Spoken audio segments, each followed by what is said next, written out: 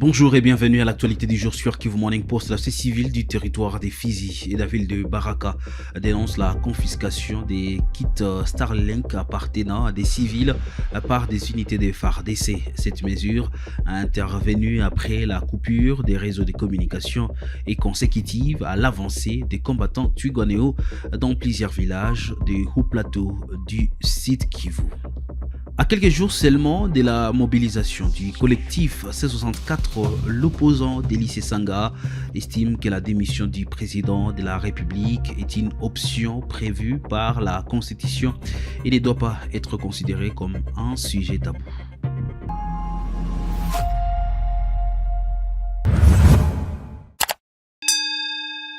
Vous nous suivez dans les quatre coins du monde. Merci de faire confiance à Kivu Morning Post. La société civile du territoire des Fizi et de la ville de Baraka dénonce la confiscation des kits Starlink de civils par des unités de FARDC dans cette partie de la province du Sud Kivu.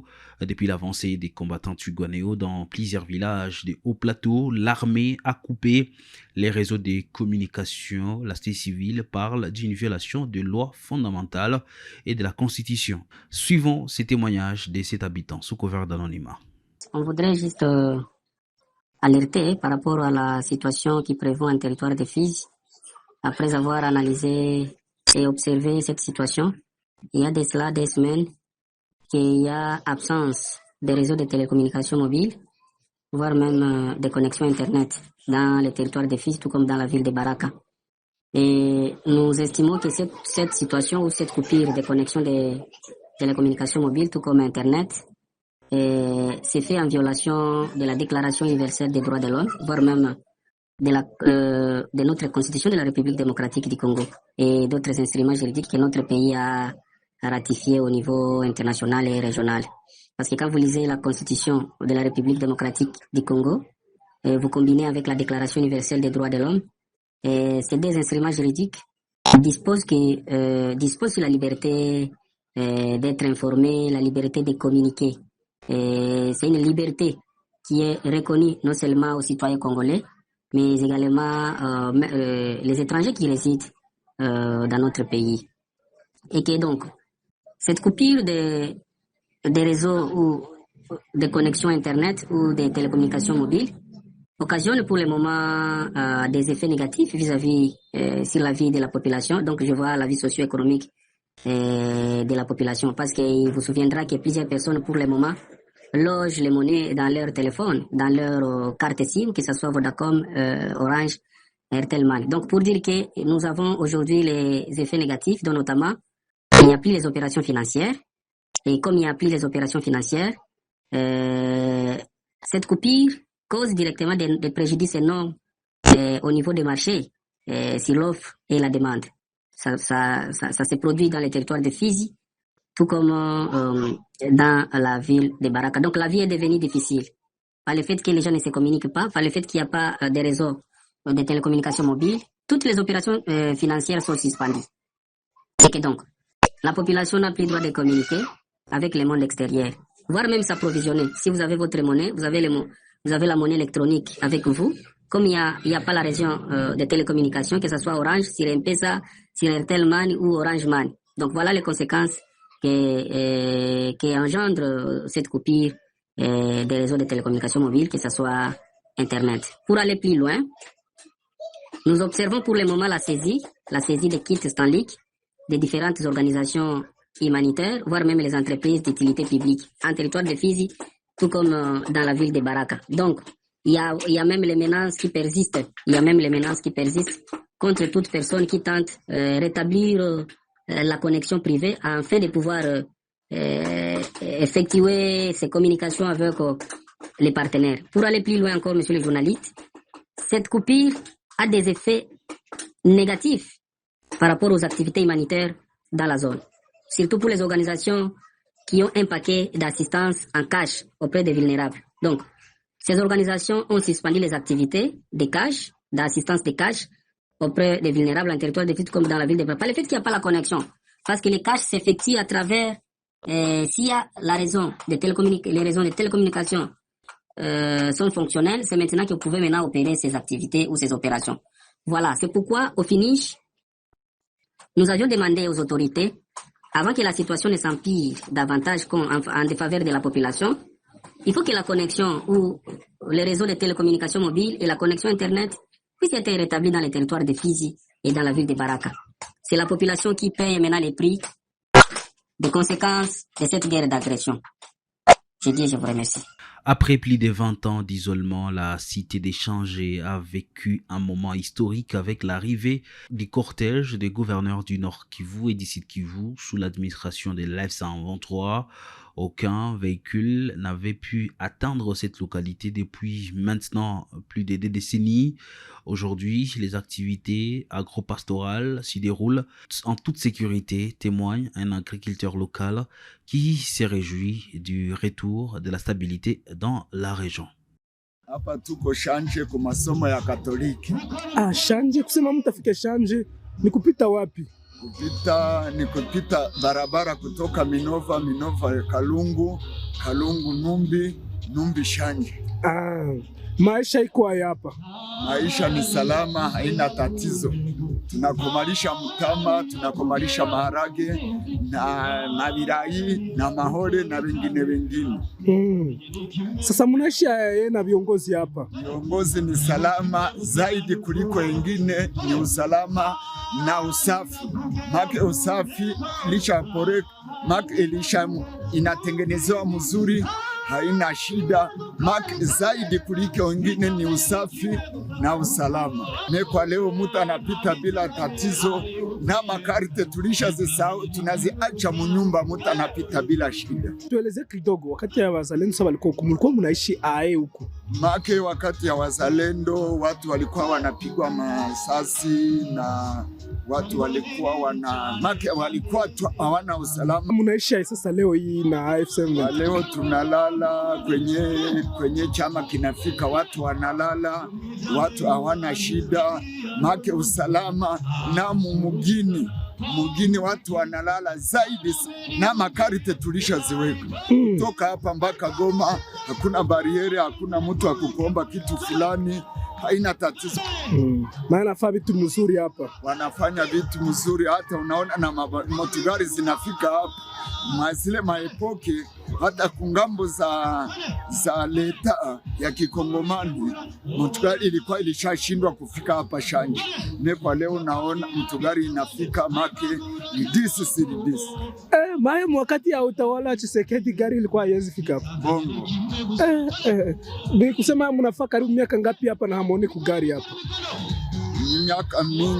Miaka mingi tulikuwa tuliona kugali depuis mumanonante njo muliona kugari hiyo. Sasa mnaambia nini wakubwa ya chama? Make tunafurahi mtu nijo awezi batwala kumugongo, me tunafurahi. Leo ba gouverneur wawili wanafika huko. Wanafika hapa, make ni mshangao, na sisi tumeshangaa. Mmeshangala nini? Tumeshangala jinsi ba gouverneur wanafika huko, ba administrateur wanatuzulu kwa kawaida, na mabarabara zinapitika na mamutugari zinakuya, make tunafurahi. Njo ya mara kwanza kuona wa guverneri wanafika Shanje, imenifurahisha sana. Depuis huko? Depuis nizaliwa. Njo kuona guverneri ya Shanje. Make wewe maisha yako njo unaona leo tu kwanza guverneri? Mu maisha yangu mkuzaliwa kwangu njo kuona ku guverneri. Mnaweza kubaomba nini? Komba hii guverneri batusaidie, bapige hizi na hizi zimbwa zilizo hapa chini. J'ai annoncé au sommaire de l'actualité du jour, l'opposant Délice Sanga a déclaré que la démission du chef de l'État fait partie de mécanismes prévus par la Constitution, ne constitue pas un sujet tabou. Il a appelé à une lecture institutionnelle des textes plutôt qu'à une approche émotionnelle du débat politique dans un contexte marqué par les tensions autour de la réforme constitutionnelle, mais également de la mobilisation annoncée par les collectifs C64. J'ai oublié une question que vous avez posée. Vous avez posé la question sur la démission. J'ai dit ceci, que la démission du chef de l'État était un des mécanismes prévus par la Constitution pour la cessation des fonctions de celui-ci. Donc ce n'est pas une question tabou. c'est à lui d'évaluer au regard des performances qu'il a ou des capacités qu'il a à conduire le pays, si oui ou non il est toujours en capacité de le faire. Et donc s'il ne le fait pas aujourd'hui, c'est qu'il pense qu'il est capable de le faire et vous vous en tenez à ça? Écoutez, tel que je vois les choses, j'ai l'impression que les choses vont plutôt à la dérive. Et donc, j'ai réagi à votre propos, c'est lui le seul juge. Mais la démission, c'est une décision personnelle. On ne démissionne pas quelqu'un. D'accord, mais donc c'est lui le seul juge et ce n'est pas de sa démission que vous parlez avec vos différents interlocuteurs à l'étranger. Non, il n'est pas question d'aborder avec nos interlocuteurs de sujets qui concernent, qui sont des sujets strictement internes au Congo.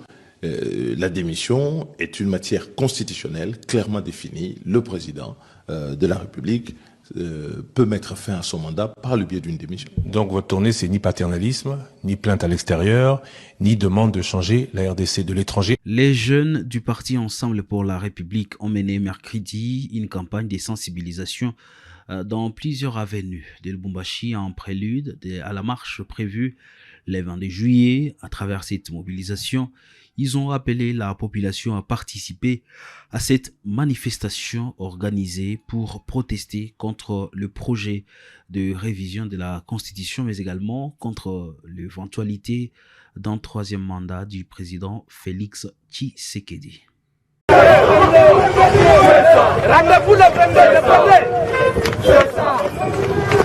C'est par cette détermination que ce mercredi 15 juillet 2025, les jeunes de l'Ensemble pour la République, parti cher à Moïse Katumbi Tchapé, étaient dans différentes communes de Lubumbashi pour sensibiliser la population à participer massivement à la marche du 22 juillet 2026. À leur tête, John Mangou, président de l'Union des jeunes de ces partis, accompagné de certains militants.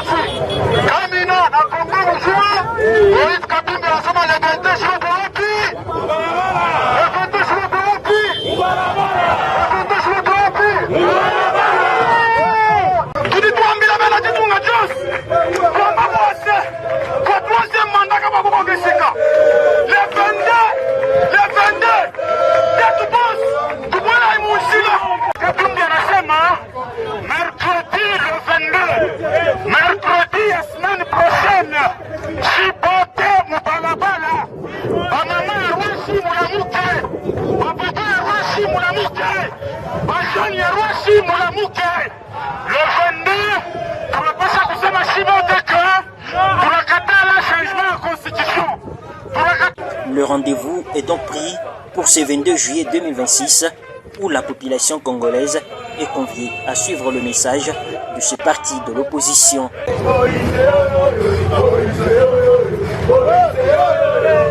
En Ituri, dans le cadre de la riposte contre l'épidémie d'Ebola, 7525 ménages de la zone de santé de Mongwalu en Ituri reçoivent des vivres couvrant 30 jours.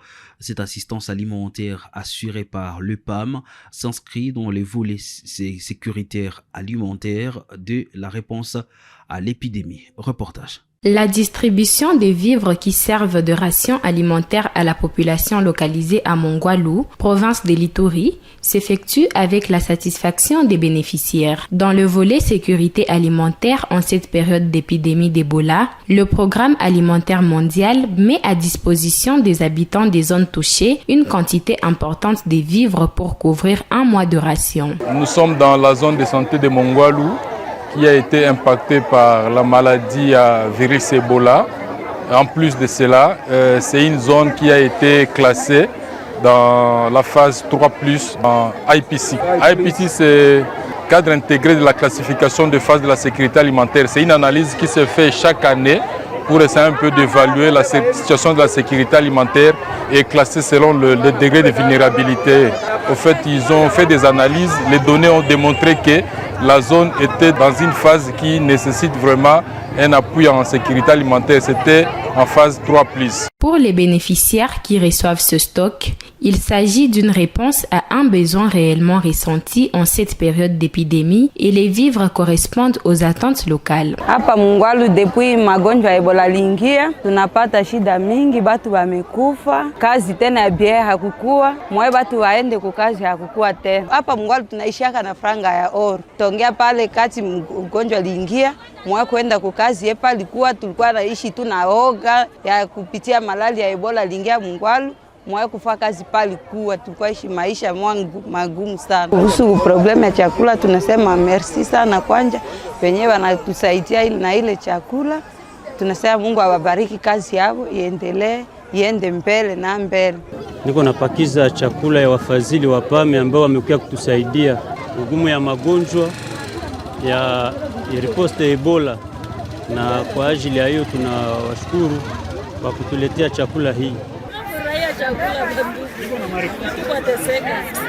Le partage en groupe se déroule dans une convivialité en tenant compte des indications reçues. Ces habitants recherchent sur une liste affichée dans les encablures du site de distribution leur nom avant d'aller présenter un jeton sécurisé au personnel attitré. Il s'agit pour ce mois de juillet 2026 de donner la ration alimentaire à 7525 ménages, indique le cluster qui s'en charge. Le député Ladi Yangotika demande à l'Assemblée nationale de prendre en compte l'aspect sécuritaire de l'épidémie d'Ebola. Il évoque des coïncidences qu'il juge troublantes entre le foyer de la maladie et certains investissements étrangers. Il demande également le respect de médecins après des incidents survenus devant l'immeuble intelligent. Honorable Président, j'aimerais lancer une réflexion en l'air. Et si l'épidémie, la 17e épidémie de la maladie à virus Ebola était une bombe biologique? C'est juste une réflexion. Le président Félix-Antoine Tshisekedi a déployé une diplomatie agissante qui a abouti avec une signature des accords avec les États-Unis. Et juste après, il y a l'Ebola qui survient et les Américains qui devaient revenir au pays pour investir ne peuvent pas venir parce qu'il y a Ebola en République démocratique du Congo. Est-ce qu'on a eu le temps de réfléchir et de se poser la question si cette 17e épidémie était une bombe biologique? Et la riposte devait normalement aussi faire intervenir, honorable président, le ministère de la Défense. Pourquoi?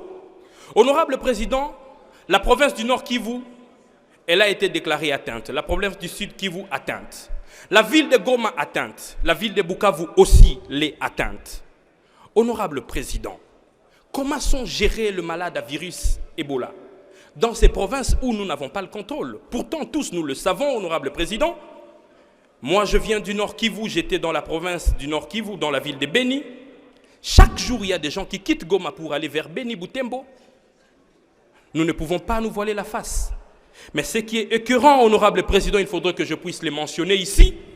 La journée d'aujourd'hui, pendant que nous sommes en train de siéger ici, honorable président, ceux qui sont en train de lutter contre la maladie à virus Ebola, les médecins, ont été bastonnés, mouillés, humiliés devant l'immeuble intelligent, honorable président. Et nous demandons des excuses de la part du gouvernement par rapport à toute la corporation médicale qui a été humiliée en ces jours devant l'immeuble intelligent. Honorable président, je vais atterrir en disant le médecin, ce sont les seules personnes qui sont habilitées à voir n'importe qui nu, peu importe votre grade. Respectez le médecin, traitez-le dignement. Je vous remercie. Après une rencontre avec le ministre des Finances, le Rapuiko annonce la reprise du cours dans les universités publiques. Le regroupement des syndicats de professeurs affirme que le ministre Doudou Famba Likunde a promis un paiement complémentaire ce mois-ci. Les discussions se poursuivent sur les salaires, les accords des Bibois, le crédit véhicule, la prime de recherche et les arriérés. Problème, j'ai soumettre nos revendications parce qu'on a vu qu'il y avait un retard dans l'application du barème de Bibois qui est resté une référence. Donc nos revendications consistaient à la réclamation de véhicules de professionnels tels que prévu dans l'accord, à l'augmentation échelonnée du salaire et surtout l'application d'un barème intermédiaire déjà contresigné par certains membres du gouvernement. On a martelé aussi sur la prime de recherche et la paye complémentaire. D'une manière générale, nous pouvons retenir deux choses. La première, c'est qu'il y aura une paye complémentaire au courant de ce mois. Nous sommes les 15 aujourd'hui. L'autre, il faut l'attendre en septembre. Et les salaires que nous avons réclamés, bon, ça pourrait, ce dernier pourrait intervenir. Bon, les ministres souhaitent qu'on fasse d'abord le contrôle pour récupérer l'argent d'effectif. Et comme ça, on peut s'autofinancer et appliquer ce barème-là probablement au T4 de cette année. Voilà d'une manière générale ce que nous nous sommes dit. Et de l'autre côté, comme il y a eu un pas dans la bonne direction, et nous aussi, nous suspendons le mouvement de grève qui allait être entamé le 25, le 22, c'était mercredi comme aujourd'hui, donc dans une semaine. Voilà les garanties mutuelles que nous nous sommes données. Mais s'il y a un camp qui ne respecte pas ses engagements, bon, l'autre peut toujours revenir à la charge. Et c'est la fin de l'actualité du jour. Mesdames, Messieurs, merci à vous de l'avoir suivi.